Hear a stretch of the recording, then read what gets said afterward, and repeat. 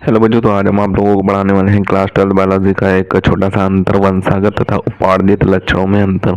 कभी कभी जब आपका एग्जाम टफ होता है तब ये वाला पूछ दिया जाता है, वंशागत लक्षण तथा उपार्जित लक्षण में अंतर स्पष्ट कीजिए। तो इस तरीके से आप इसमें बॉक्स बना लेंगे, एक तरफ वंशागत लक्षण का और दूसरी तरफ उपार्जित लक्षण का बॉक्स बना लेंगे। अब वंशागत लक्षण में पहला पॉइंट क्या दिया है उसे देख लेते हैं। तो इसमें पहला पॉइंट दिया हुआ है कि ये लक्षण जीन में परिवर्तन के कारण होता है, यानी कि जब जीन आपके जीन्स में परिवर्तन होगा तो उन्हीं के कारण आप में वंशागत लक्षण होगा। और जो उपार्जित लक्षण होता है, ये लक्षण जलवायु में परिवर्तन के कारण होता है, यानी कि आप जहाँ पर आप लगातार रह रहे हैं और उस स्थान को छोड़कर आप किसी दूसरे स्थान में जाते हैं जहाँ की जलवायु परिवर्तित है, तो उसके कारण आप में उपार्जित लक्षण हो जाएगा। और जो दूसरा पॉइंट वंशागत लक्षण में दिया, वो क्या दिया हुआ कि ये वंशागत होते हैं, यानी कि जो वंशागत लक्षण होते हैं ये वंशागत होते हैं, जो उपार्जित लक्षण होते हैं ये वंशागत नहीं होते हैं। और तीसरा पॉइंट वंशागत लक्षण में दिया हुआ है कि लैमार्क तथा डार्विन भी इसके विषय में नहीं जानते थे, यानी कि जो लैमार्क वैज्ञानिक थे और डार्विन वैज्ञानिक थे उनको भी इसके विषय में नहीं पता था, इसके विषय में नहीं जानते थे, वे भी वंशागत लक्षण के बारे में नहीं जानते थे।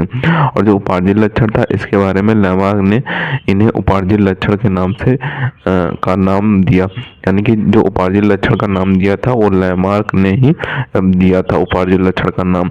और वंशागत लक्षण में चौथा पॉइंट जो दिया उसे देख लेते थे। चौथा पॉइंट दिया हुआ है कि इसमें कि ये जीव के जनन द्रव्य में प्रभावित होते हैं, यानी कि जीव के जनन द्रव्य जो होता है वो उसमें ये प्रभावित होते हैं।